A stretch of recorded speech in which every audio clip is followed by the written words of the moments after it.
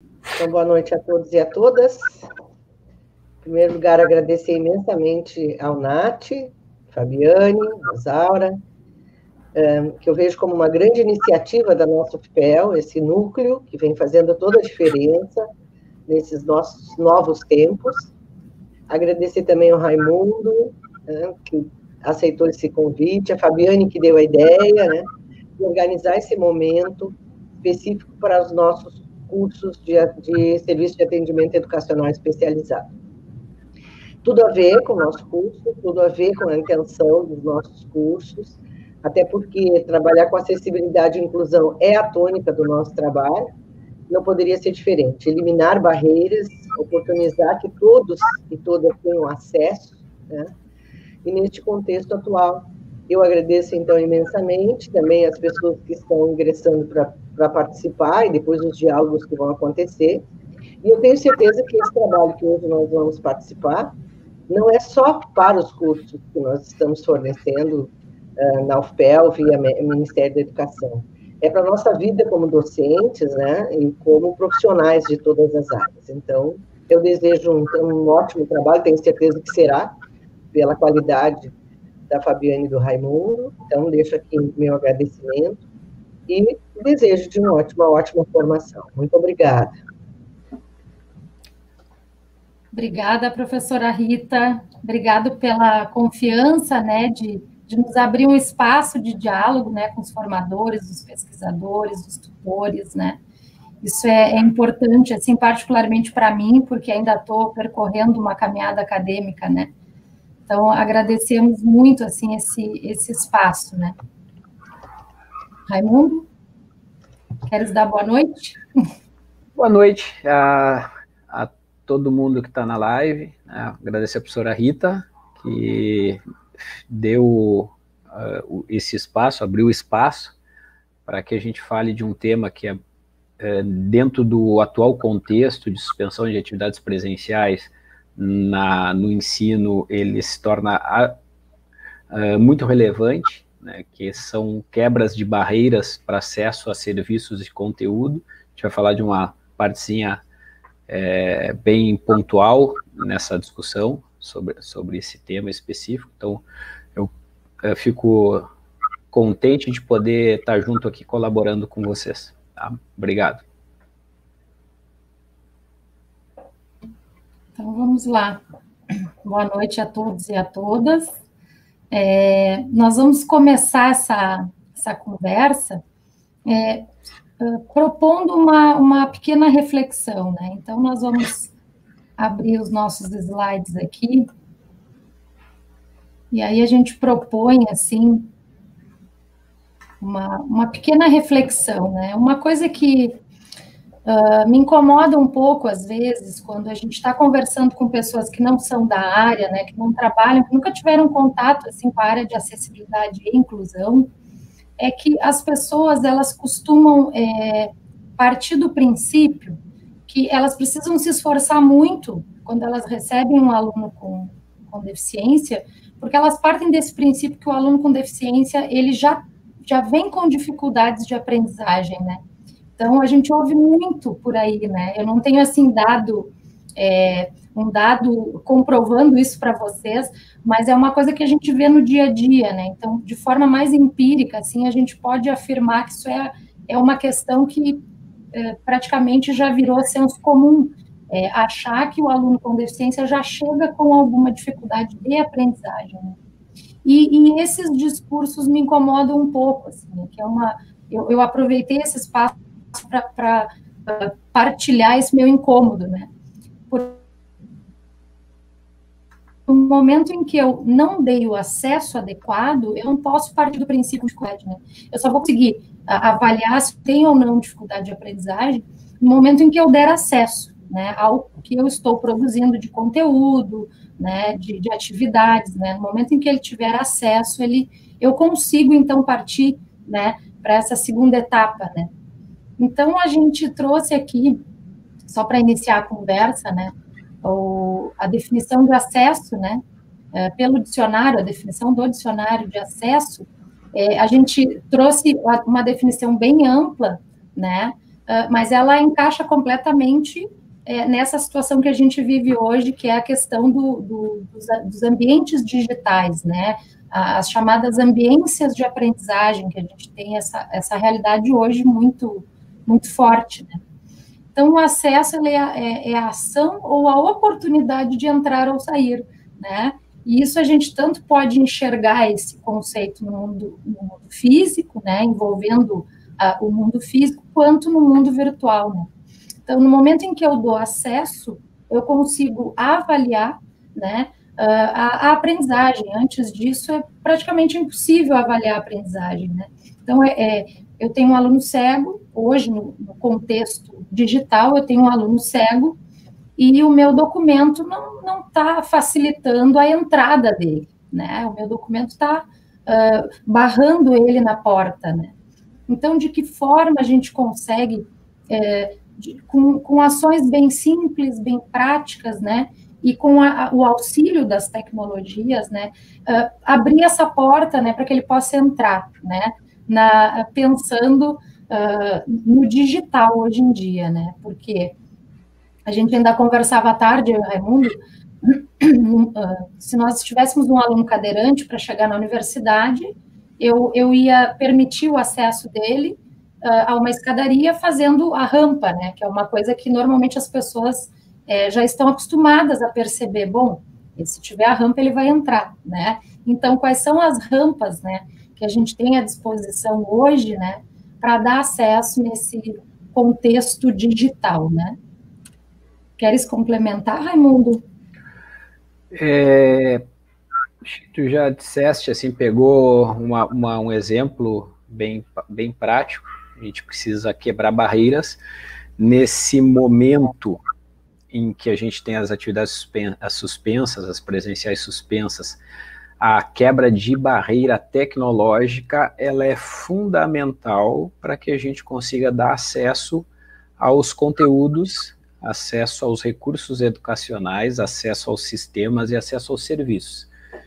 E nós temos uma condição que não é favorável nesse sentido, em função do contexto em que a comunidade de alunos hoje se encontra. Nós fomos pegos de surpresa e não fomos preparados para discutir e para proporcionar nos nossos serviços institucionais acadêmicos essa quebra de barreira.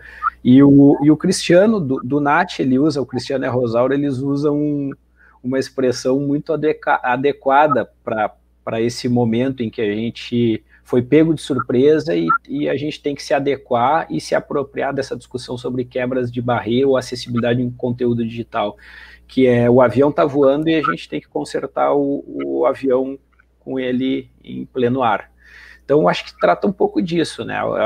E a ideia de a gente mostrar algumas coisas que são muito práticas ou tentar ser o mais prático possível para que a gente consiga botar isso na roda, né? Oferecer e quebrar as barreiras de fato. Não ficar só no discurso. Então, o que a gente está se propondo a fazer é mostrar na prática algumas coisinhas que podem vir a ajudar vocês agora. Acho que é isso, né, Fabiana? Eu acho que bom, mas assim, né, a gente vem trabalhando com acessibilidade já há alguns anos, né, e a gente tinha, assim, algumas preocupações, assim, né, de encontrar maneiras de poder fazer com que essa acessibilidade acontecesse, mas que tivessem orientações práticas, né, para isso, né. Eu queria abrir um manual e de forma rápida e prática, porque o professor precisa disso, né. Eu acredito que todo mundo aqui é da área da educação, é professor, já deu aula, né. A gente precisa que as coisas sejam mais rápidas, né, levando em conta a rotina pesada que um professor tem, né. Então, nós queríamos chegar rapidamente nas informações, nós queríamos que as pessoas pudessem chegar rapidamente nas informações.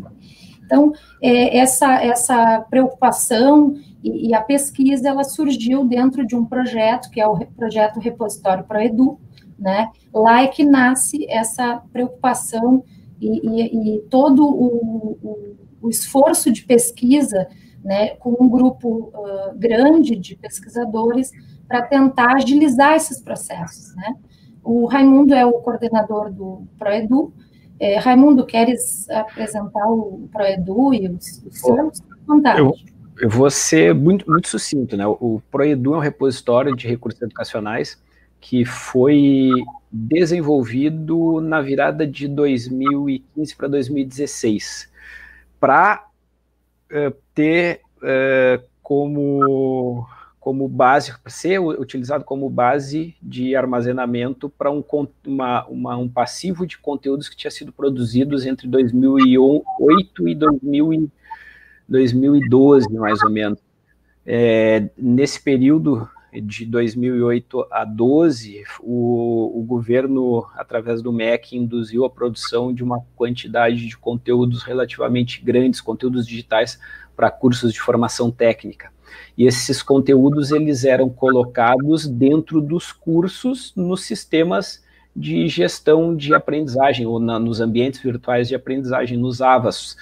Eles não eram conteúdos que se colocavam de forma compartilhada na internet, uma vez que eles iam para dentro de um curso que era encapsulado e o acesso era feito só por senha, como é feito até hoje nos Moodles da vida, né, nos ambientes virtuais de aprendizagem. E o repositório, ele vem com o propósito de pegar todo esse conteúdo que estava colocado, estruturado dentro dos ambientes virtuais de aprendizagem, em um espaço que ele pudesse ser consultado e utilizado para outros fins. Por exemplo, por professores e alunos que quisessem usar como base, professores, para usar como base em suas atividades docentes de sala de aula, e para os alunos poderem estudar, né, livremente os conteúdos que tinham sido produzidos nesse período. Bom, esse conteúdo ele foi produzido em núcleos de design instrucional, ou seja, eram centros de referência em produção de conteúdo digital, com equipes robustas, mas na época da produção desses conteúdos não se falava em acessibilidade em recursos educacionais digitais.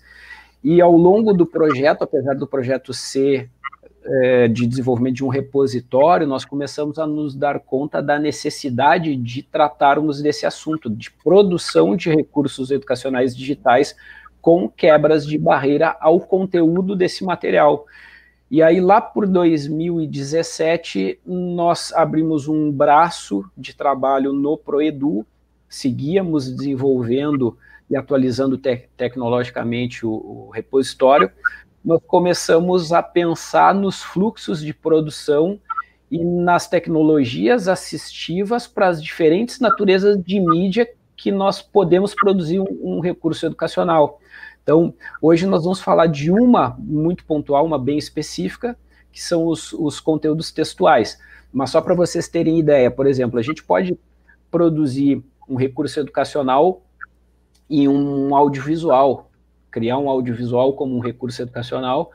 Um audiovisual, pela sua natureza de mídia, pode conter 3 tecnologias assistivas que quebram barreiras de acesso ao conteúdo com especificidades diferentes. Por exemplo, ele pode ter legendagem descritiva, que é uma técnica de legendagem voltada para surdos ou pode ser utilizado também para pessoas com transtornos neurológicos ou com outras limitações, em que o conteúdo textual pode auxiliar a compreensão daquele conteúdo audiovisual. Então, a legendagem descritiva é uma tecnologia assistiva de quebra de barreira. Pode ter interpretação em Libras e pode ter audiodescrição. Então, essa é uma natureza de mídia que pode conter 3 tecnologias de quebra de barreira, 3 tecnologias assistivas. A gente poderia ter, por exemplo, uma animação, uma simulação, um áudio, poderíamos ter um texto web, poderíamos ter um PDF, são diversas naturezas de mídia, e cada natureza de mídia pode conter um conjunto de tecnologias assistivas. Tá? Então, o Proedu avançou, além do repositório em si, o Proedu avançou na pesquisa sobre acessibilidade nas diversas naturezas de mídia possíveis em se produzir recursos educacionais. Tá? Então, basicamente é isso. E aí, a Fabiane pode avançar no que a gente preparou para hoje. Um esforço, assim, que era essa questão de onde estão as informações, né? Por exemplo, para chegar num modelo, que é o que a gente vai mostrar agora, assim, de forma bem prática, né? Para chegar num modelo de documento que fosse acessível a um ledor de tela, né? Então, claro, o ProEdu está trabalhando com recursos digitais, né? Então, eu preciso que o aluno cego receba esse material no computador, no tablet, no celular, e que o ledor de tela que ele utiliza, independente de qual seja o ledor, consiga fazer a leitura tranquilamente, né? Então, existem algumas recomendações a respeito disso, só que para encontrar essas recomendações, nós navegamos por diversos documentos, né? Documentos nacionais, documentos internacionais, recomendações próprias de softwares, né? Para conseguir juntar tudo num lugar só, né? E apresentar de uma forma mais simples para o professor que precisa ter um acesso rápido, né? Então, todas essas recomendações, tanto para texto eletrônico, né? O texto eletrônico pode ser um caderno temático, uma apostila, um PDF, uma apresentação de slides, né? Então, um livro, né? Então, tudo a gente considera aí nesse ambiente digital, né? Aquilo que pode ser ampliado, né? É o texto eletrônico. E aí nós juntamos nesse documento chamado Recomendação Técnica de Acessibilidade do ProEdu, né? Bom, e aí o que para a gente ir para a prática, né? Com relação à acessibilidade digital, então a gente pensou em duas coisas diferentes, né? Uma com relação aos recursos educacionais, basicamente hoje texto eletrônico, e alguma coisa relacionada à interface web, que depois o Raimundo vai mostrar um plugin que é sensacional, assim. Tem muitos recursos ali incorporados já. Bom, diga, Raimundo. Tu percebeu que eu estava me revirando na cadeira aqui? Bom, a gente falou, e eu vi passar uma pergunta aqui nos comentários da live, e a gente não falou em deficiência, não é? Isso não sei se é interessante, mas me pareceu interessante porque a pergunta perguntava sobre os dois grandes grupos de pessoas com deficiência, se surdos ou cegos, e a gente não está trabalhando com os grupos, com as deficiências, ou com as pessoas com deficiência nesse caso.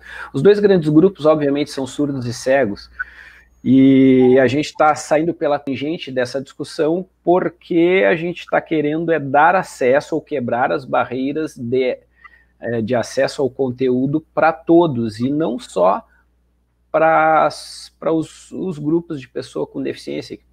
Existem pessoas com transtornos neurológicos que se beneficiam dessas tecnologias. Então, a legendagem descritiva, né, que eu comentei como um recurso, como uma tecnologia de quebra de barreira a conteúdo para audiovisual, ela serve para surdos que são alfabetizados em português, que leem em português, mas nem todo surdo lê bem em português. Então, para os que leem bem em português, ótimo, ter legendagem descritiva auxilia. Mas um texto, né, na legenda, ele vai auxiliar uma pessoa que tenha transtorno de déficit de atenção, talvez, né? Ele pode beneficiar conjuntamente, junto com outros recursos, em algum aspecto, quem tem dislexia, talvez. A pessoa disléxica, ela tem dificuldade de ler. Né? A audiodescrição é um exemplo legal, assim, porque ela não só dá acesso à informação à pessoa com cegueira, com deficiência visual em vários níveis aí, mas ela também favorece, por exemplo, pessoas com síndrome de Down e pessoas com dislexia, né?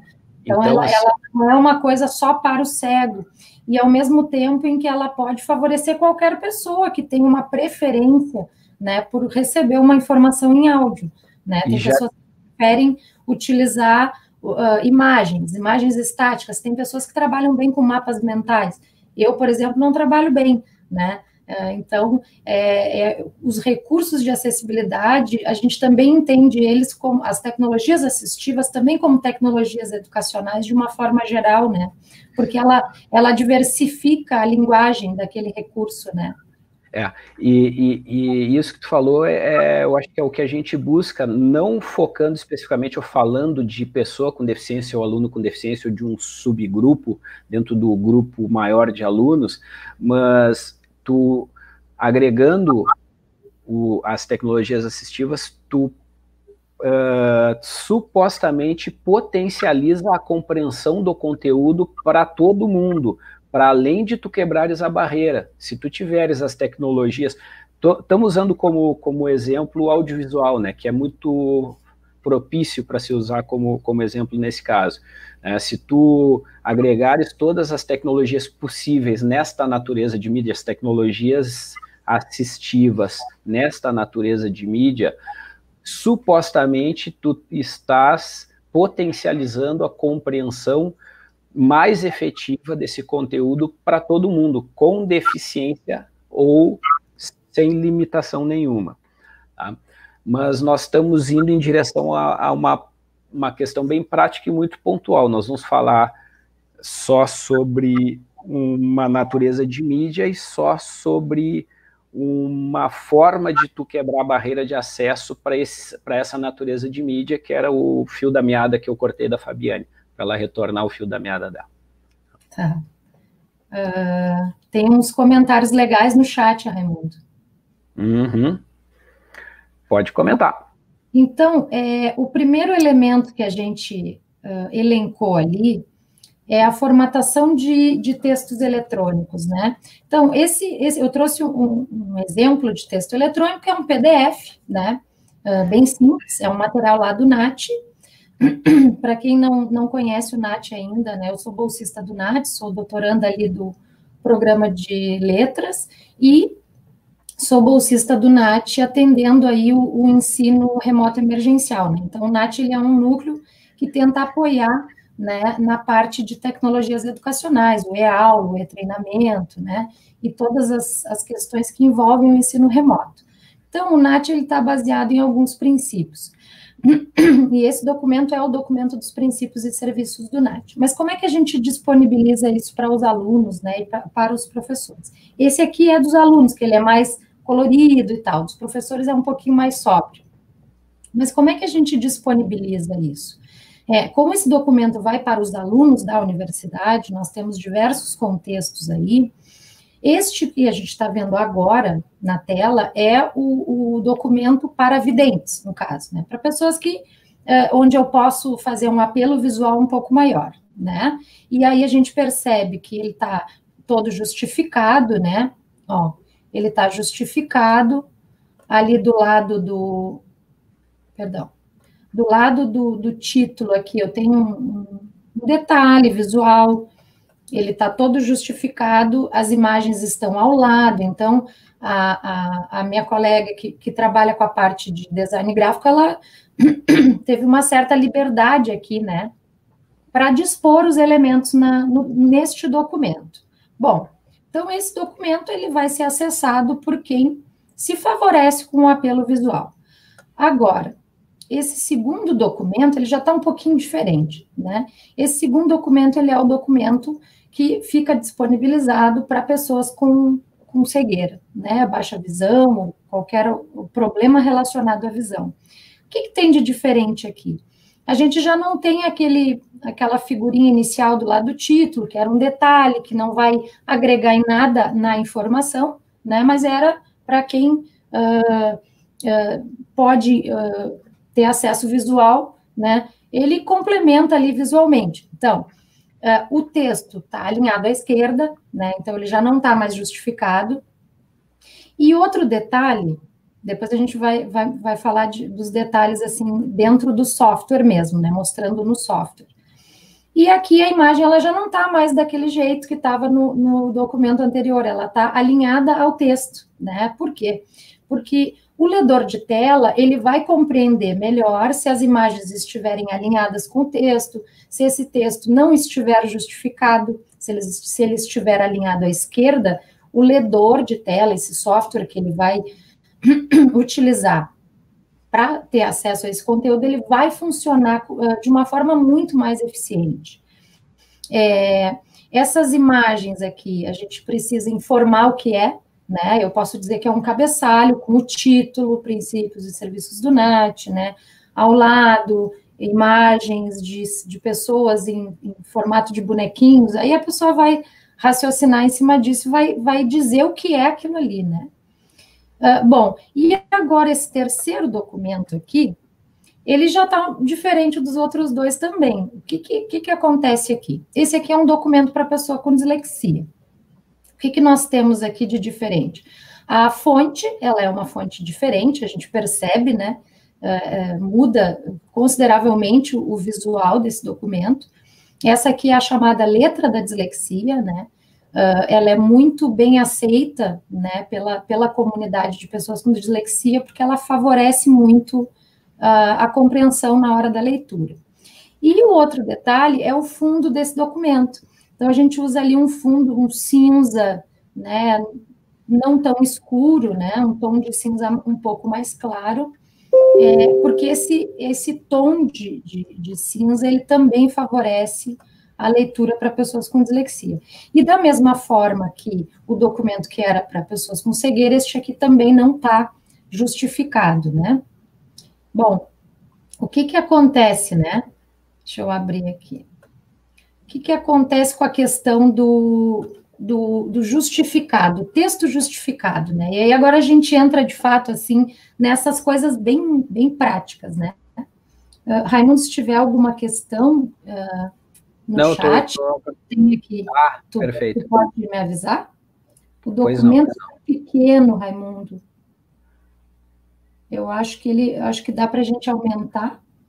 Tu aumenta no zoom do próprio documento aí. Tá. Isso. Pode aumentar mais, vai até o limite. Né? Isso. 150, vamos ver, o pessoal nos dá o feedback aí, para ver se está bom assim. Bom, então esse aqui é o documento, eu abri aqui um documento de texto, né, e pensando assim, em formatação de textos eletrônicos, para dar acesso a pessoas com deficiência visual, né, seja o tipo de deficiência visual que for, né, e também pessoas com dislexia, e também pessoas que preferem uma alternativa em áudio, né, tem muitas pessoas que ao invés de fazer a leitura, elas preferem ter uma alternativa em áudio, então se fazem uso desses softwares sintetizadores de voz, né? Bom, no início é meio complicado, não sei quem já testou usar esses softwares, no início é estranho, mas depois a gente acostuma e é uma coisa fantástica, né? Até para o dia a dia, tu não pode estar lendo, tu ativa ali, tu consegue escutar o texto, né? Bom, mas tem uma questão, assim, ó, como formatar um texto eletrônico que passe tranquilamente pelo ledor de tela, né? A primeira premissa, assim, que a gente utiliza para produzir um texto eletrônico adequado é utilizar as ferramentas dos próprios softwares de edição, né? Dos próprios editores de texto. Aqui eu estou com uma versão do Word 2013, tá? A partir do 2010, a gente tem recursos de acessibilidade já incorporados ao pacote Office, né? Eu estou com uma versão aqui de 2013. Bom, se eu utilizar o que o software me dá, eu já tô dando acesso, né? O que eu quero dizer com isso? Primeiro elemento, né? A primeira coisa que a gente vai fazer é botar o título, né? Então, se eu for escrever o título, né? Eu vou deletar aqui, tá? Se eu for escrever o título, ó, princípios, vou escrever o título, princípios e serviços, tá?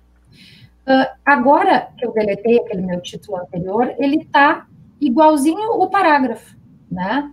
Então, uma coisa muito legal de fazer, e é bem fácil, é a gente utilizar os estilos. Não sei se estão todos vendo e todas vendo o que eu estou abrindo aqui no Word. Ó. Aqui nos estilos, ó, deixa eu aqui, ó, estilo, ó, ele está mais ou menos no meio aqui desse menuzinho de cima. Então, eu vou lá, título, tá? É um título. Então, quando o software passar, ele vai entender que aquilo ali, que existe uma estrutura hierárquica da informação, que a informação está apresentada de forma hierárquica, né? Então, esse é o título e aqui é o meu parágrafo. Então, eu vou lá e vou selecionar o melhor estilo para esse trecho do meu texto. Então, já estava ali, parágrafo, né? Então, eu posso selecionar, ó, o parágrafo, aqui eu mudei o estilo do estilo, né? Essa é boa. Eu posso selecionar o parágrafo e ele já vai colocar de forma hierárquica essa informação. Então, o leitor de tela vai entender que tem um título e que após esse título vem o parágrafo, né? Ele trabalha de uma forma muito mais tranquila. A outra questão é uma coisa assim que a gente faz, ingenuamente a gente faz isso, e na maior parte das vezes as pessoas não percebem que isso atrapalha o leitor de tela, que é, por exemplo, eu quero deixar um espaço aqui entre o título e o parágrafo. Normalmente, o que a gente faz, se a gente pudesse dialogar agora, né, a gente aperta um Enter, né? Então, não, mas eu queria deixar um pouquinho mais longe, vai lá dar outro Enter, né? Isso é muito comum a gente usar o Enter. É mais rápido e visualmente está tudo bem. Mas aí o que acontece? Quando ele vai passar pelo ledor, o ledor não compreende bem células vazias, espaços em branco. Essa justificativa, ela vale para o fato de não utilizar o texto justificado. Ó, se eu justifico o texto, ele ajusta os espaços para ele ficar quadradinho. Então, aqueles espaços quando eu tenho ali uma palavra um pouco mais distante da outra, aquilo ali vai criar uma célula que vai confundir o meu leitor de tela, né? Então, a primeira recomendação, sempre o texto à esquerda, na medida do possível. A gente sabe que para algumas pessoas até atrapalha, né? A gente já teve feedback de pessoas videntes que diziam, olha, o texto não justificado me atrapalha a leitura. Por isso que a gente começou a trabalhar com a saída de 2 textos, né? Um texto para videntes, um texto para cegos, e agora a gente está trazendo esse texto para a pessoa com dislexia, né? Uma outra questão, deixa eu ver, a fonte, né? A fonte é uma coisa bem importante, assim, porque a fonte a gente nota que, para quem tem baixa visão, ou para quem tem uma outra questão que envolva a visão, se eu trabalhar com uma fonte muito cheia de detalhes, com hastes e prolongamentos, né? Eu posso atrapalhar a leitura também, né? Então, todas as fontes que indicarem para mim fonte sem serifa, qualquer fonte sem serifa, que são essas hastes e prolongamentos, elas vão favorecer essa leitura, né? Então, por exemplo, uma fonte que se usa muito é a Times, ó. A Times, ela é uma fonte já com alguns detalhezinhos, né? Então, ela não seria a mais indicada. Então, em detrimento da Times, a fonte Arial, ela é muito mais suave para a leitura, ela não tem nenhum tipo de haste e prolongamento.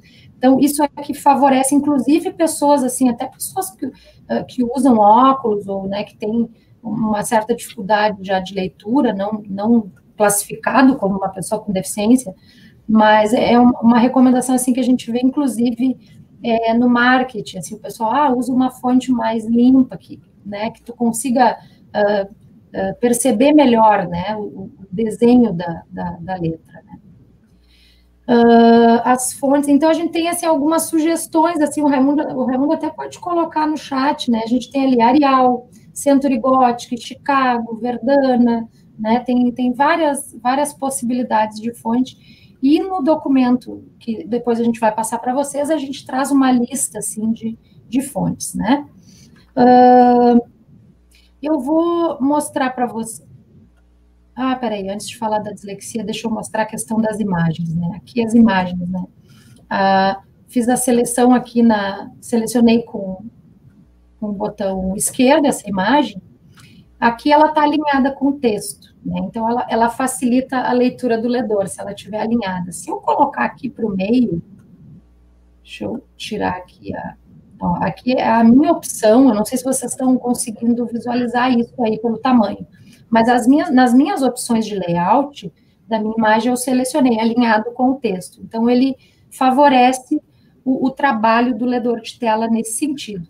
Normalmente, às vezes, a gente nem dá muita bola, né, para essa configuração. A gente acha uma ali que a gente consiga arrastar a imagem ou colocar no lugar que a gente quer, né? Mas para a pessoa com cegueira é melhor alinhado com o texto, né? Para a pessoa que vai usar o ledor, né?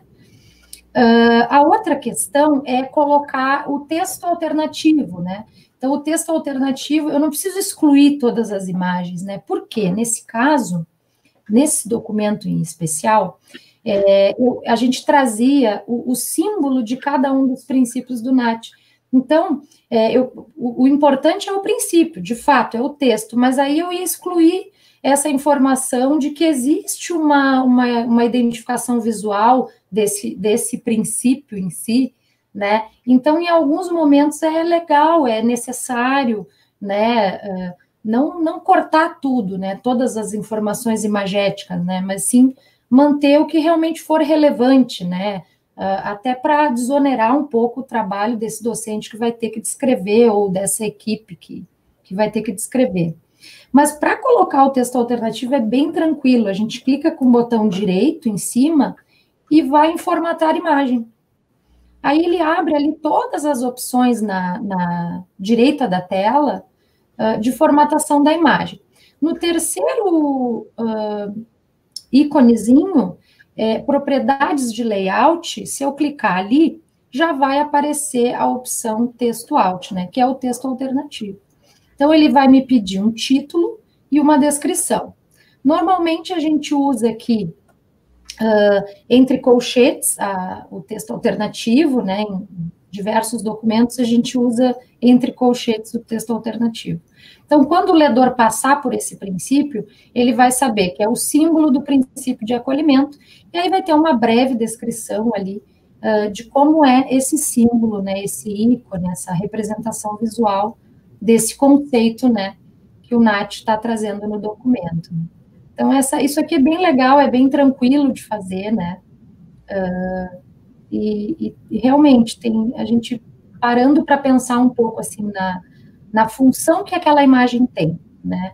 Eu penso na função que ela tem, se é só decorativa, né? Talvez não seja interessante, mas se ela está colaborando para aquele processo de ensino e de aprendizagem, né? Então, é super interessante que a gente dê esse acesso. Senão, o ledor vai passar por cima, vai ficar confuso, vai falar alguma coisa lá, um frame, né? E daqui a pouco ele vai seguir adiante e a pessoa não sabe o que tem ali. Com relação às descrições, aos textos alternativos, também é muito legal fazer isso em tabelas também. A gente consegue descrever a tabela no texto alternativo também, né? Inserção de legendas é super importante, né, que ela, né, chamar a figura antes e depois colocar a legenda, isso tudo colabora demais, assim, para o aprendizado desses alunos. Bom, mas aí eu mexi um monte de coisa aqui no meu arquivo, e agora eu escrevi, digitei, botei tudo que eu queria. Agora eu quero saber se ele está acessível ou não. Então, para quem tem o Word, o pacote Office inteiro, o Word, o PowerPoint, o Excel, todo aquele conjunto do Office, eles vêm com um recurso chamado verificador de acessibilidade. Então, se eu esqueci de algum detalhe que era fundamental, o Word já vai me lembrar disso. Então, claro que conforme eu for assimilando essas recomendações e produzindo já, pensando nelas, né, a gente vai incorporando e vai virando rotina, e aí facilita, com certeza, o trabalho do docente, né. Mas então, deixa eu voltar aqui, que eu não sei se todo mundo viu onde é que eu entrei. Eu fiz tudo, e aí eu vou lá em arquivo, aí eu clico em arquivo, naquela abinha de arquivo, E aí eu tenho informações, né? Então, no segundo quadrinho, eu tenho verificando se há problemas. Aí eu clico nesse quadrinho com o botão esquerdo e logo abaixo me abre um outro menu, né? Na opção do meio, eu tenho verificar acessibilidade. Então, eu aperto ali e aí ele vai me abrir uma janelinha aqui do lado para me dizer o que está acontecendo com esse documento. E aí eu vou resolvendo e no final eu vou estar com o documento acessível, né, para ledores de tela. O que ele me disse aqui? Nós temos 3 tipos de avisos, né, de notificações do verificador da Microsoft. Eu tenho o erro... Posso fazer uma consideração? Desculpa te interromper, Fabiane. Claro. A gente está falando em limitações, em barreiras tecnológicas, quebras de barreira a conteúdo, a serviços e tudo mais. E nós estamos mostrando recursos de acessibilidade, tecnologias assistivas. Essa formação é fechada, né? Só temos pessoas que foram convidadas e que são envolvidos na tutoria, ou são professores dos núcleos, né, ali que estão atuando na UFPEL, mas nós não, acredito que a gente não tenha pessoa com deficiência aqui nos assistindo agora nesse grupo fechado. Eu não sei se não tem pessoas com dislexia. Não, mas eu digo os 2 grandes grupos, basicamente, né? Se nós temos surdos agora, não.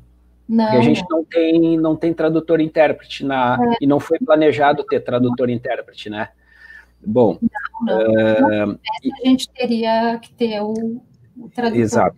E aí veio uma questão, surgiu nos comentários da live, e eu estou chamando de live, mas a live ela está não listada, é só para pessoas que tinham um link que foram avisadas, eu acho que é o grupo interno da UFPEL que está trabalhando ali, do NAI e do NAT, eu acho, né, e do curso de atendimento educacional especializado, é isso, né, Fabiane?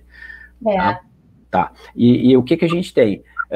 A gente falou estamos falando agora de um recurso, porque elencamos ele como o que seria trabalhado hoje, não sei se isso foi divulgado, mas elencamos que nós trabalharíamos com quebra de barreira a conteúdo textual, através das ferramentas que nós normalmente utilizamos, por exemplo, o Word, talvez a gente mostre depois o PowerPoint, mas qualquer editor de texto ou editor de apresentação. Poderíamos trabalhar também com o pacote online do Google Docs, tá? Também tem alguns recursos de acessibilidade lá. E falamos sobre legendagem descritiva, que poderia ajudar surdos a compreenderem conteúdo de audiovisual, em detrimento a nós termos TIOs.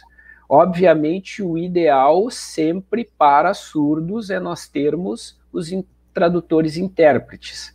Sabemos que a gente não tem quantidade de tradutores e intérpretes disponíveis nas instituições de ensino. Isso é uma realidade. Acho que vem uma luta, um empenho em ter uma quantidade adequada de tradutores e intérpretes para essa demanda específica, para essa necessidade, mas que nós não estamos abordando isto, não é? É uma outra discussão, então nesse momento não temos surdos, não temos TIOs nesta live. Sempre que nós formos falar em quebras de barreira para surdos, obviamente o tradutor e intérprete é o ideal. Não tendo a possibilidade de termos TIOs numa live, um ambiente... Surdos usuários da Libras, né, Raimundo? Surdos usuários de Libras, porque eu estava falando em legendagem descritiva antes como uma possibilidade de quebra de barreira para surdos que fossem fluentes em português escrito, né? Então, para deixar bem claro. Pareça, é uma questão assim também que a gente não ouve falar, né? É de senso comum também que o surdo usa Libras, né? Mas nós temos um número considerável de pessoas surdas que não são usuárias da língua de sinais, que ainda não conseguiram se apropriar, né, mas que são usuários da língua portuguesa, né? Então, são situações que, para de fato garantir o acesso, a gente ter a Libras, né, a gente ter a tradução, né, na língua de sinais e ter ali também a legendagem, né? Tivemos uma conversa com o Nath, com 3 professores, o professor Paulo Evaristo, eu e o professor Walter Lenini. E eu acho que é legal compartilhar com todo o grupo aquela primeira parte daquela mesa redonda do Walter. Para quem não sabe, o professor Walter Lenini é colega do IFSU, do Campo Sapiranga. O professor Walter Lenini é surdo, com surdez bilateral severa. Ele é surdo e não tem nenhum resquício, um resquício muito pouco de audição.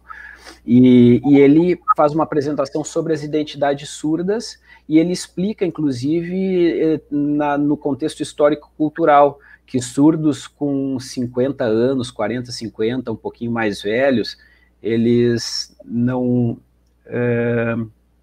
Convidei uma aluna surda que legenda todos os webinários, a Cristina Delou ali comentou.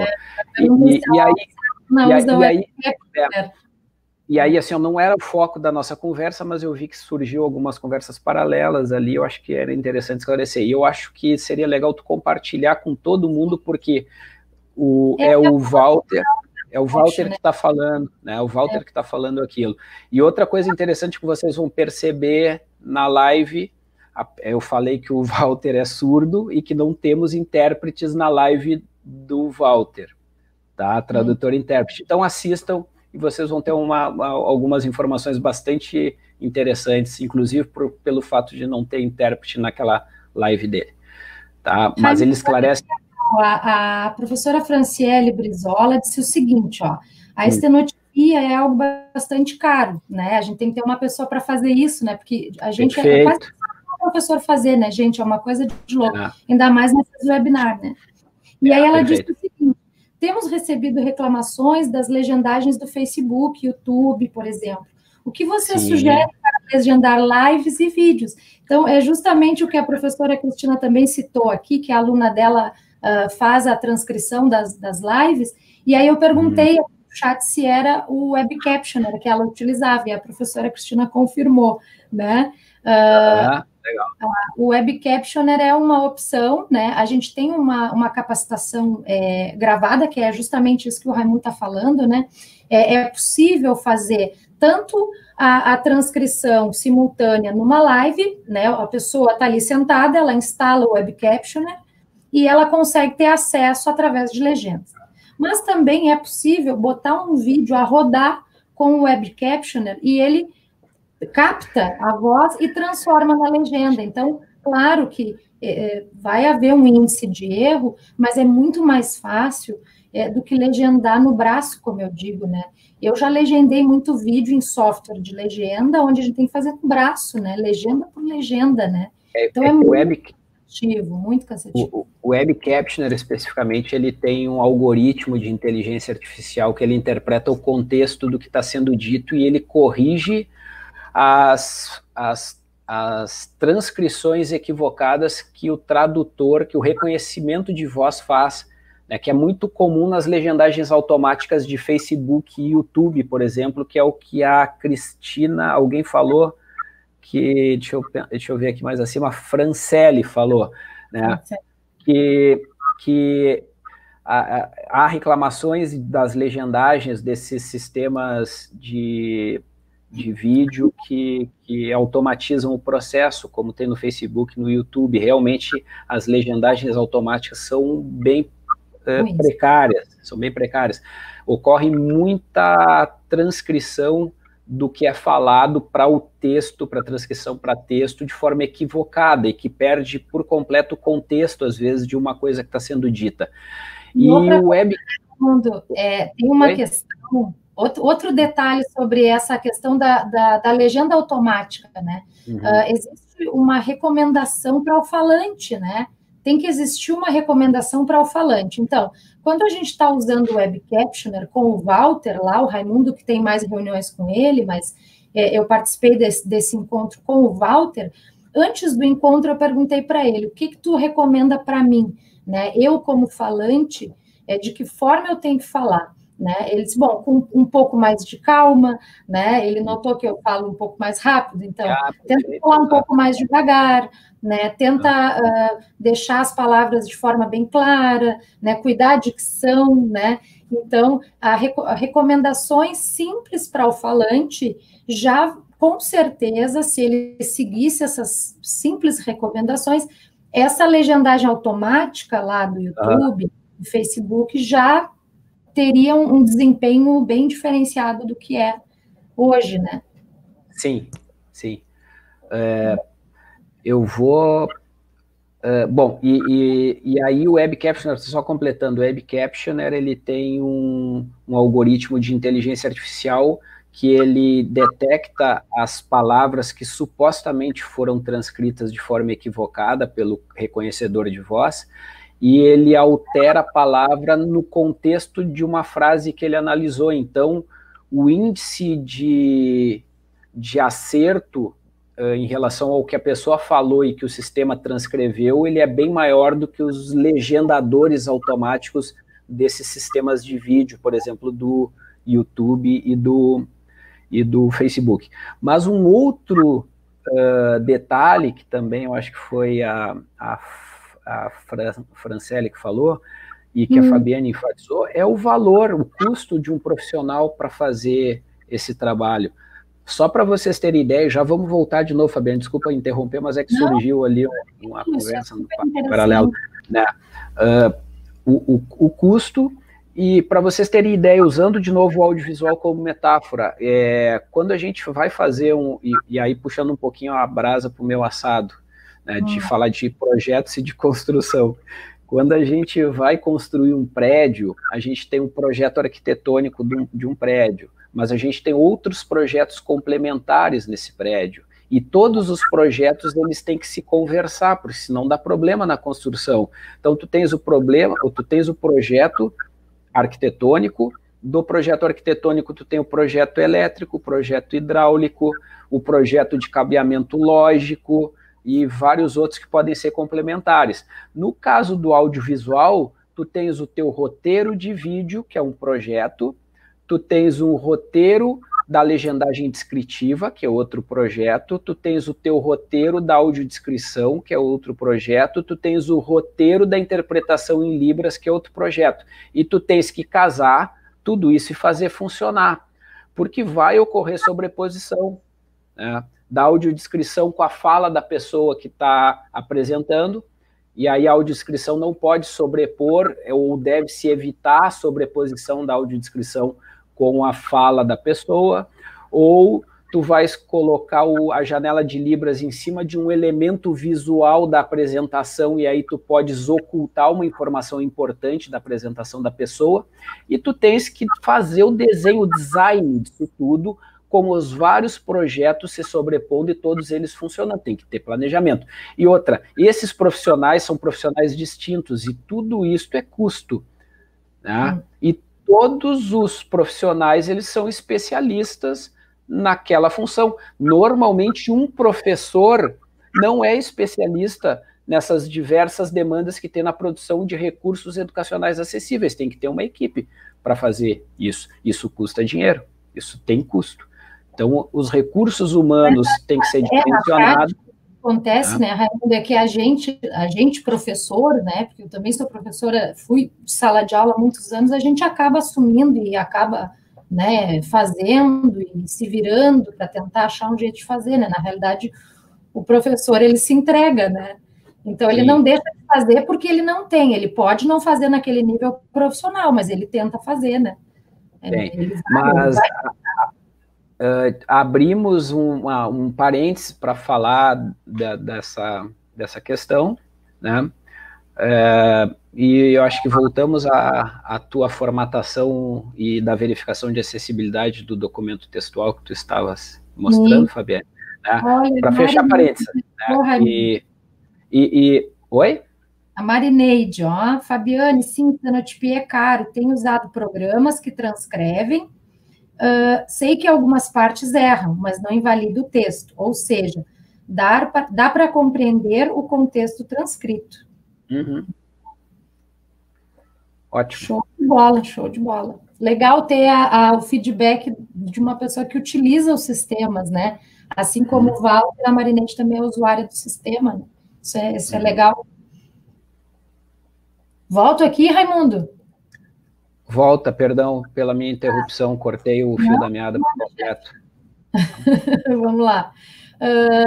Voltando para o verificador de acessibilidade, que é uma coisa assim, ó, é simples, a gente só vai apertar a gente vai dar 3 cliques e ele vai fazer a varredura nesse arquivo, né?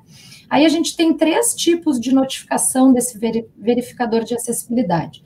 Pode ser um erro, que aí eu preciso corrigir, senão realmente eu não darei acesso. Pode ser um aviso, que é algo que, né, não é tão problemático, e pode ser uma dica, né? A dica, realmente, ele vai melhorar um pouco, né, vai qualificar ainda mais esse documento, mas ele não encara como uma regra que realmente precisa ser cumprida, né? Então, quando eu fiz a verificação aqui, até vou colocar de novo aqui, ó, arquivo, verificando se há problemas, aí eu clico e chego em verificar acessibilidade. E ele vai abrir para mim ali. Ele me deu 2 avisos ali. Um aviso, os 2 avisos são iguais, objetos não alinhados, né? Então, 2 imagens, ó. Aí eu vou clicar na imagem 12, que ele está me dizendo que é um problema, ó. E aí ele vai me dizer, ele vai me formar nesse sentido também. Ele já me diz, ó, informações adicionais. Por que corrigir? Ele diz, né? Eu acho que vocês não conseguem ver a letrinha pequenininha aqui.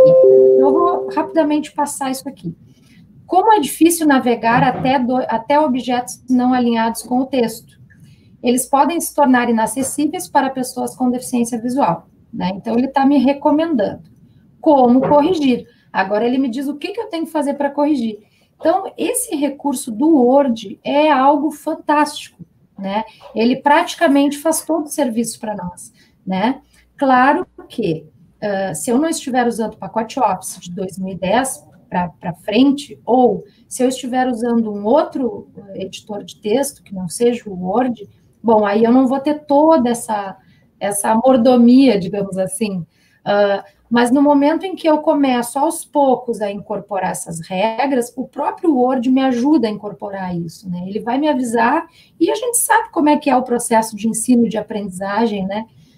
Com questões práticas, né? Operacionais. Então, conforme ele vai me avisando, cada vez eu vou incorporando isso de forma mais correta, né? Na escrita dos meus textos. Né? Então, esse aqui seria o verificador de acessibilidade que eu queria mostrar para vocês, que para mim é simplesmente genial, né?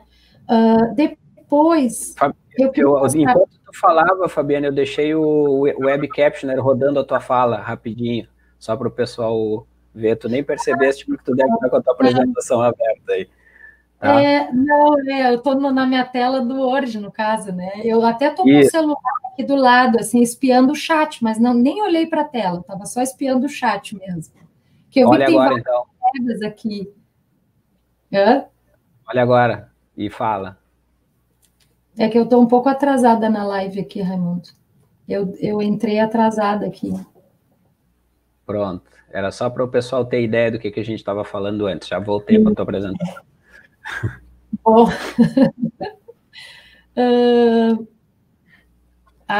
eu vi que a coordenadora Miriam também está na live, a coordenadora do NAI, né? Estava presente também na capacitação lá do Web Captioner, né? Fizemos bastante diálogos, assim, e eles enxergaram o NAI, a equipe do NAI enxergou outras interfaces para a utilização do webinar, né? De outras formas, não só para a pessoa que precisa ter acesso à legenda em si, né? Então, foi um encontro muito legal. Mas eu queria mostrar para vocês aqui a letra da dislexia, né? No momento em que eu instalo a letra, ó, ela vem já, no momento em que eu instalo ela no computador, ela já vem para o meu Word, é maravilhoso, vai para o PowerPoint, vai para o Excel, né? E um outro detalhezinho rápido é que a gente, para mudar o plano de fundo, Peraí, entrei errado aqui. Aqui, design. Ó, lá naquelas abinhas, se eu entrar em design, ó, o penúltimo item desse menu na direita é a cor da página. Então, aqui eu consigo modificar, né? Ó, eu estou mexendo nas cores aqui, ele está mudando, ó. Então, eu consigo ajustar aqui a cor da minha página, né? Aqui ele ficou marcando. Vamos tirar essa marcação, ó. Ó, sem cores ali. Ele marcou o texto porque eu mudei o fundo, então provavelmente isso vai acontecer. Então a gente seleciona onde ficou ali aquela marca branca, que aí não faz sentido nenhum. A gente vai ali no ABC, né, cor do realce do texto e seleciona sem cores. Aí ele vai ficar normal, né? Bom, onde a gente baixa essa letra da dislexia? A gente depois vai enviar um pacote para a professora Rita, assim, com essas sugestões e links, né? Raimundo, tá aparecendo aí? Sim. Sim. Eu não consigo falar. Grandes disléxicos nunca desistem. Esse é o site. Eu consigo colocar no chat, Raimundo? Sim. No computador? Se eu colocar aqui, ver se vai aparecer. Nos comentários, né? Coloca que vai lá para a live. Tá. Eu não sei se eu consegui. Ou passa para mim. Se tu quiseres, eu faço para ti. Tá. Bom, esse site ele é muito legal, assim, ó, porque ele traz essa fonte para a gente fazer o download e ele já traz o tutorial. Então, a primeira coisa que a gente tem aqui no site é aprenda a instalar a letra da dislexia no seu computador. E ele me dá um tutorial, ó, peraí que eu vou mostrar aqui. Ele faz aquele tutorial clássico, que são as imagens, a regrinha, o primeiro passo e a imagem, segundo passo, imagem.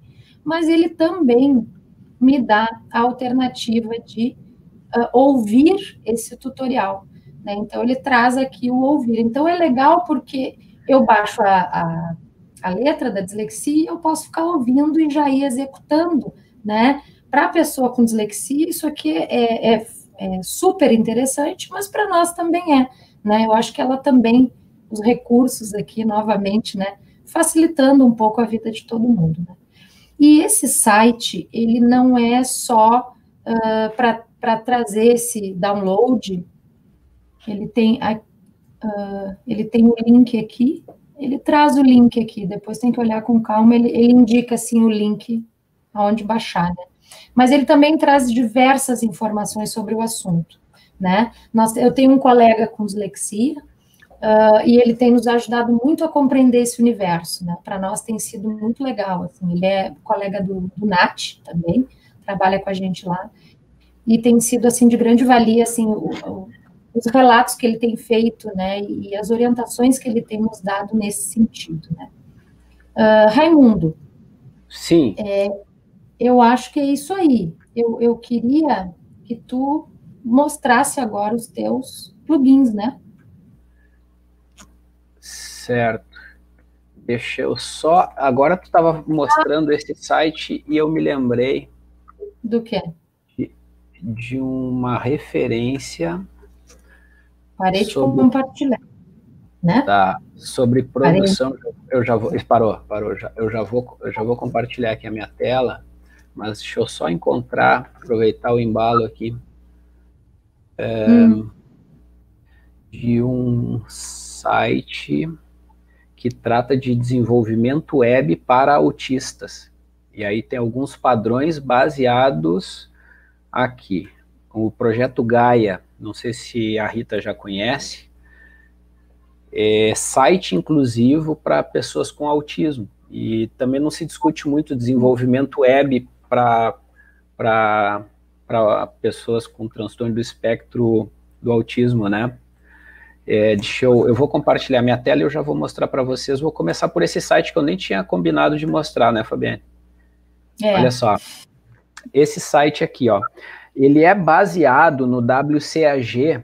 O WCAG é um padrão da W3C, que é a instituição, a associação internacional que define os padrões de produtos e interfaces web, e a partir do padrão WCAG, esse grupo, esse projeto Gaia, criou algumas recomendações específicas focadas no público com transtorno do espectro do autismo. Então, serve, obviamente, para interfaces web, mas também serve para recursos educacionais, né? Com recursos educacionais digitais. E me caiu como uma indicação de uma outra fonte, de um colega de trabalho, e estou começando a dar uma olhada nesse material aqui, mas já vou deixar o link disponível depois para a Fabiane passar para vocês. Uma outra sugestão que eu passo para vocês, e existem várias, mas eu vou dar uma, são plugins que vocês podem lançar a mão para fins diversos. E junto com essa recomendação sobre interfaces inclusivas para pessoas com transtorno do espectro do autismo, existe este plugin, Use Your Way, que é um plugin que implementa nas interfaces de sistemas web vários recursos que promovem acessibilidade para aquela interface ou para aquele sistema. Eu vou habilitar ela aqui para vocês verem rapidinho. Olha só, ela altera o padrão do sistema de acordo com a necessidade específica que o usuário tenha, mas tem umas coisas interessantes. Por exemplo, ele aumenta o tamanho do cursor, veja que o cursor mudou de tamanho, vai ficar maior ainda, e ainda põe uma régua de leitura, que facilita muito para ler. Para quem tem dislexia, é um recurso, ou transtorno de déficit de atenção, é um recurso interessante, junto com auxílio para a pessoa que tem baixa visão, por exemplo. A live está gravada, o Murilo está perguntando, a live está gravada, está não listada no YouTube, e depois a gente compartilha. Então, olha só, ele auxilia pessoas com baixa visão, nesse caso, desse recurso que eu habilitei, que é um auxílio para leitura. Ele aumenta o tamanho do cursor e bota uma régua de leitura que facilita e ajuda pessoas com várias limitações, né, com vários transtornos, ou com deficiência também. A Fabiane falou sobre dislexia, tem uma prof que estava falando que tinha dislexia, uma recomendação aqui para ela, aqui nesse plugin, ó. Tem Dyslexia Friendly, então ele vai transformar a fonte do site em um padrão de fonte que facilite a leitura para a pessoa que tem dislexia. Olha, vejam que alterou aquele fonte padrão Verdana, aquela fonte sem serifa, para uma fonte mais bem desenhadinha, com outras nuances que facilita a leitura, supostamente facilita a leitura para quem tem dislexia. Vou aumentar a ênfase, ó, uma outra fonte que dá mais ênfase à pessoa que tem dislexia. Espaçamento de texto, ó, ele aumenta o espaçamento de texto em 3 graus diferentes de espaçamento. Ele pode aumentar a fonte do texto, então o usuário passa a ter controle do comportamento da interface, e aí ele vai escolher o que melhor lhe convier para quebrar as barreiras ou ter mais facilidade de acesso aos conteúdos. Ele altera contraste para a pessoa com daltonismo ou baixa visão, tem vários graus de contraste diferentes. Pois não? Pergunta da professora Franciele se esse site, esse plugin, ele também favorece alunos com autismo? Se tem alguma função aí? Não especificamente, mas o que está neste projeto Gaia são as mesmas diretrizes WCAG, e neste aqui tu tens algumas recomendações focadas, assim, ele dá ênfase a pontos específicos que facilitam a inclusão do aluno com transtorno do espectro do autismo. Mas aqui não fala exclusivamente disso, mas o que está lá no projeto Gaia tem aqui também, indiretamente aqui aparece, embora não fale especificamente. Tá? Depois até dá para fazer um paralelo de quais são os padrões WCAG que estão lá no projeto Gaia e o que aparece implicitamente aqui. Aí o pessoal da computação vai conseguir mapear, se for o caso, bota uma galera a mapear isso aí, e aí vão aparecer as correlações de uma coisa com a outra. Tá? E ele já vem com ledor de tela, inclusive, esse plugin aqui, para quem quiser navegar com o ledor de tela do plugin, vai conseguir clicando aqui, e o plugin vai começar a ler a tela. Para mim, aqui ele está lendo, não vai aparecer aí para vocês, mas para mim aqui ele está lendo porque eu habilitei a leitura. Só que eu não sei se ele tem a voz em português, se ele faz a leitura em português, depois eu tenho que dar uma investigada. Bom, então mostrei o projeto Gaia, mostrei o plugin UserWay, mostrei o Web Captioner, deixa eu alterar uma configuração aqui do meu computador para que ele volte a pegar o meu microfone, pronto, porque eu tinha habilitado para pegar o som do sistema e ele estava pegando o que a Fabiane estava falando, agora ele está pegando o que eu estou falando para vocês, ele está fazendo a transcrição em tempo real, e vocês podem perceber que em algum momento ele altera uma palavra que, a princípio, ele identifica como equivocada dentro do contexto da frase que eu estava falando. E, por fim, os avatares que são usados em algumas circunstâncias para dar acesso a conteúdo textual em interfaces web, mas que não são recomendados para os usos mais corriqueiros, e aí sim o intérprete, o tradutor e intérprete de Libras é o que deve ser utilizado sempre que possível. Aquilo ali é eventualmente para uma questão muito pontual.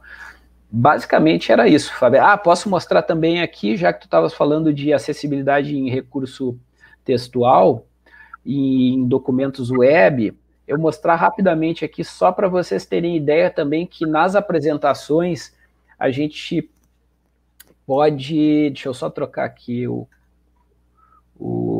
compartilhamento para habilitar o PowerPoint. Tá. Então, aqui no PowerPoint, o que a gente tem? A versão nova do PowerPoint, ela já não tem um problema que ocorria nas versões antigas, mas a gente sabe que ainda tem usuários que não usam a última versão do PowerPoint, e aí tem um problema que eu vou relatar para vocês. Os elementos que a gente inclui num documento, eles não necessariamente... E tem um ordenamento lógico, a gente coloca a estrutura de uma apresentação seguindo uma espinha dorsal que vai nos conduzir pela comunicação que a gente vai fazer, usando como base esse apoio da apresentação. E ele segue uma sequência de slides para slides em uma sequência cronológica, slide 1, slide 2, slide 3, por aí vai. Tu até podes fazer a apresentação não linear e navegar na tua apresentação, mas não é o assunto de agora. O normal é tu ir passando slide a slide, né, em uma sequência cronológica. Só que o que acontecia nas versões anteriores do PowerPoint para ledores de tela? O ledor de tela lia... se você... Desculpa interromper, Rodrigo está falando ali. Se você traduz a página da internet, o UserWay parece fazer a leitura em português. Obrigado, Rodrigo. Português de Portugal, Raimundo. Hã? Ele falou que parece que é em português de Portugal. Tá, mas, enfim, a princípio lê em português, né? Tá, mas voltando aqui. Não, mas eu acho que é legal a gente olhar para ver se realmente, né, porque... né, ou se de repente está trocando, né? Se consegue. Podemos ver isso depois. Bom, mas só para concluir o raciocínio aqui. Então, para nós videntes, usamos uma apresentação seguindo a ordem lógica dos slides. Eu passo o slide 1, slide 2, slide 3, slide 4 e assim vai.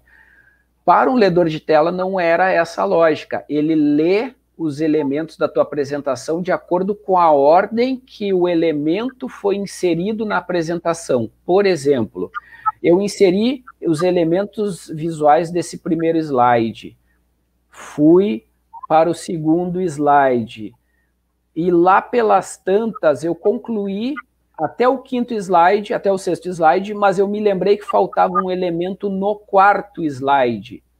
Logo, aparece visualmente um elemento no quarto slide, só que eu inseri ele depois de toda a apresentação concluída.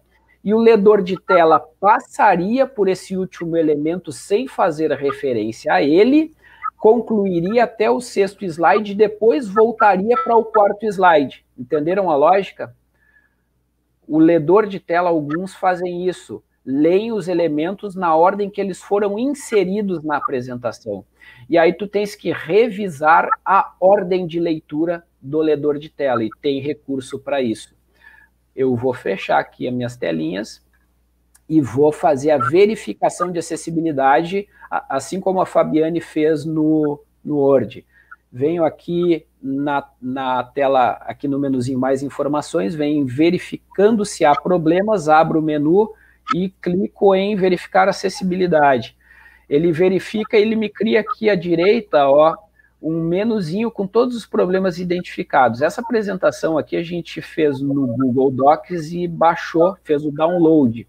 E ele vem com um monte de nomes aqui, ó, Google Shape, Google Shape, Google Shape, Google Shape no slide 2, no slide 4, enfim, uma infinidade de coisas ocultas que vão ser lidas pelo ledor de tela, mas que não tem informação relevante ou não tem contexto nenhum aquilo ali, mas o ledor de tela vai tentar ler aquele negócio. Esta apresentação está um absurdo de inacessível, tá? Em função de uma transposição de uma versão para outra, tá? Mas é assim que acontece. Bom, tu fez a verificação e olha só, as apresentações que a gente faz normalmente são apresentações com os elementos visuais. Então, tem que ter texto alternativo em todos os elementos visuais, tem que ter título nos slides, então tem uma série de recomendações que vêm a partir da verificação de acessibilidade. O que ele diz aqui para mim? Deve estar pequenininho, mas eu vou dizer para vocês. Ó, a ausência de texto alternativo. Todos os elementos gráficos estão sem texto alternativo, e é uma infinidade de elemento gráfico que está sem acessibilidade. Depois, títulos de slides. Todos os slides têm um campo onde a gente pode colocar título, e o ledor de tela lê o título, e aí tu dá o contexto do conteúdo que tem naquele slide. Então, os títulos têm que serem incluídos e contextualizar o conteúdo daquele slide. E no final, verificar o sentido de leitura em todos os slides, tá? Basicamente é isso, não é muito complicado, acho que vocês têm condições depois de explorar com calma, e se e aí, precisarem... gente, pode fazer uma segunda conversa, né, Raimundo? O legal é se a gente não tivesse no meio de uma pandemia, a gente podia se encontrar numa sala, cada um abrir um computador, um notebook, um computador. Isso é legal, né? Mas como não dá, é legal, assim, de repente a gente faz aí conversa mesmo, aí a gente entra de repente no Meet, né? Todo mundo pode abrir a câmera e dialogar, né? A gente sente um pouco falta desse diálogo, né? E eu acho que assim, a gente mostrar algumas coisas pontuais, acreditando que está fazendo sentido o que a gente está mostrando, mas talvez avançar para algo com caráter de oficina, de botar a mão na massa, de fazer algo prático. E mostrando assim, parece tudo muito trivial, né? Mas acho legal a gente poder fazer a partir de uma demanda mais específica, porque daí já faz algo que vai servir para as atividades que estão sendo desenvolvidas por vocês, e a gente vai resolvendo os problemas, botando a mão na massa. Eu acho que é bem prático e útil, na verdade. Tá? Então, eu acho que era isso, assim, fico à disposição. Tá? Agora posso vender meu peixe? Pode ou não pode, Raimundo? Ué? Eu sou teu convidado aqui, tu faz o que tu quiser. Não, eu só vou mostrar rapidamente, tá? Que a gente já está estourando ali o nosso tempo, né? Queria mostrar para vocês uma trilha uma trilha de informações, a gente chama de trilha de informações, que a gente tem dentro da rede NAT, né? Então, o NAT é aquele núcleo que está apoiando o ensino remoto, e aí nós acabamos organizando dentro da rede NAT, que é o espaço que o professor acessa para tirar dúvidas com relação ao ensino remoto, a gente deixou disponível lá uma trilha específica para acessibilidade, né? Essa trilha, ela foi revisada pela professora Rita também, ela participou da construção dessa trilha, e o que a gente fez, né? A gente utilizou, como a gente trabalha, né, na UFPEL e trabalha lá no Proedu também, a gente acabou utilizando, né, eu solicitei ao Raimundo, a utilização dos selos do Proedu. Então, a gente apresentou ali uma coisa mais visual, né, para quem tem acesso às imagens, e descrito também, tudo descrito no texto alternativo, onde a pessoa pode entrar e encontrar materiais que satisfaçam aquela sua necessidade naquele momento, né? Então, a gente utilizou alguns recursos aqui. E aí, o que a gente tem nessa trilha, né? A gente tem ali, o primeiro material é uma palestra que a professora Rita deu para nós sobre autismo, né, para o NAT. Depois a gente tem um guia para audiodescrição didática, que é um material muito legal, foi uma orientanda do Raimundo que produziu, um material de consulta bem legal, bem direto. E depois a gente tem essas recomendações de textos eletrônicos, a gente transformou nos manuaizinhos, assim, né, de consulta rápida, só para texto, só para vídeo, né, exemplos de textos eletrônicos acessíveis, né, como é que fica mais ou menos o formato, como é que fica a cara desse texto, né, e aqui download desse modelinho para a pessoa se guiar, né. E aí nós temos ali a parte audiovisual, recomendações do Núcleo de Acessibilidade e Inclusão da Universidade, do NAI, né? Algum material sobre autismo também, tecnologias acessíveis a pessoas com autismo, contato ali do NAI, né? E a recomendação do Proedu, né? Então, o que a gente realmente utiliza, assim, tem sempre embaixo do braço, é a recomendação do Proedu, contemplando as diferentes mídias, né?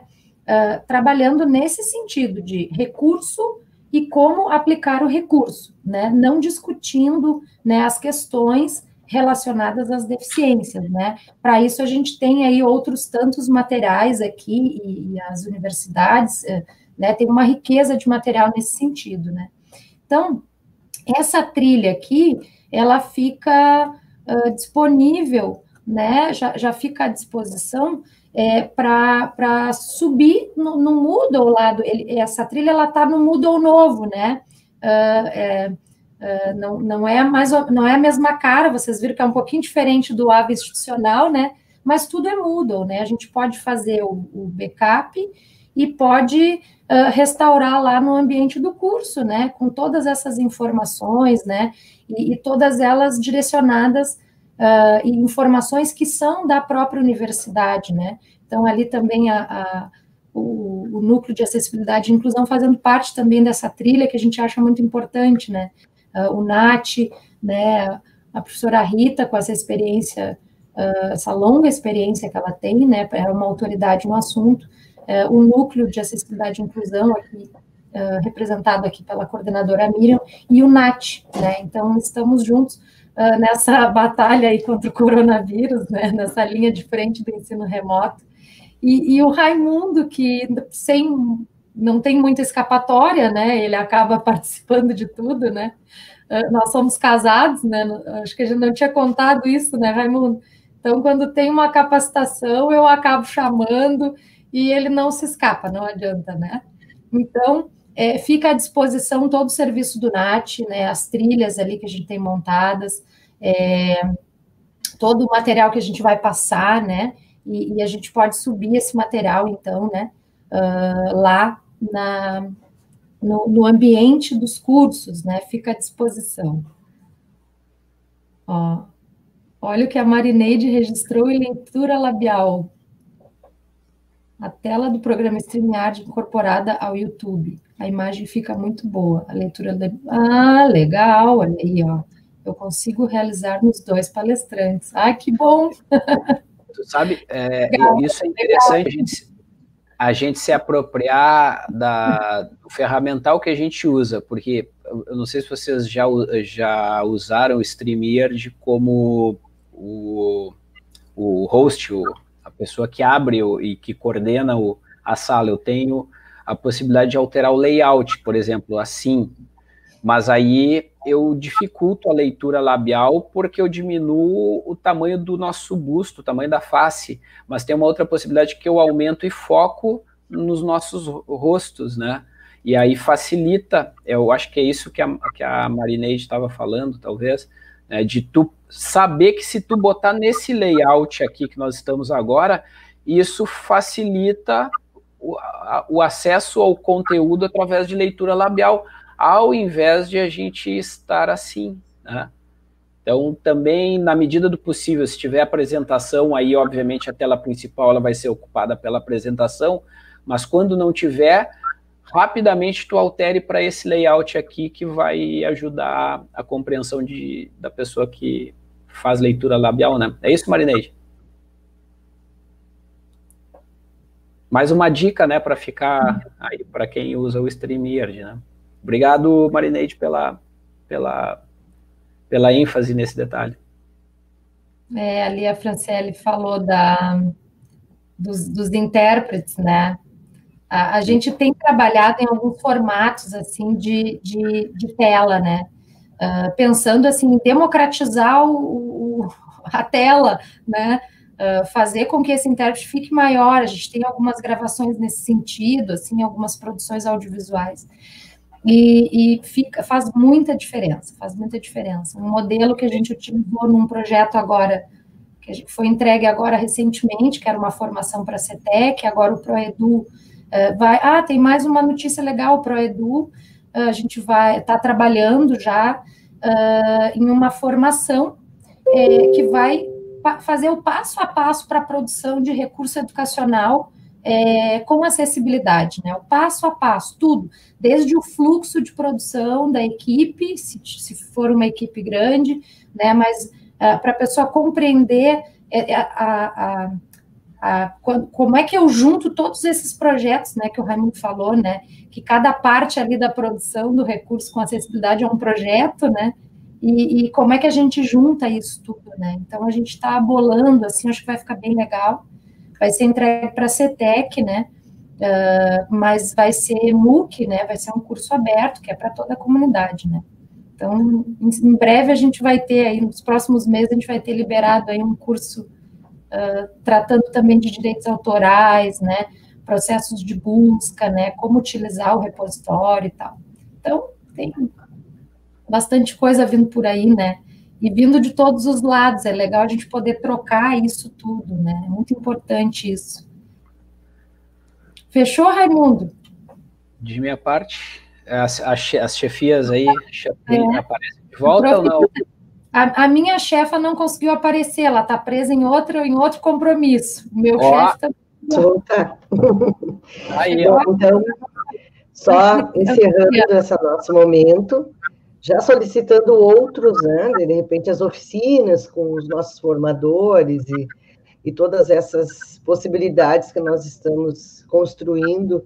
Eu reforço a ideia, o NAT tem sido uma grande conquista, a Fabiane, a Rosaura, o Cristiano, todos têm sido uma grande conquista da UFPEL, que a pandemia nos trouxe, porque o NAT foi criado para dar conta, né, de uma realidade e que vem contribuindo tanto para todas as áreas e para todos os nossos professores.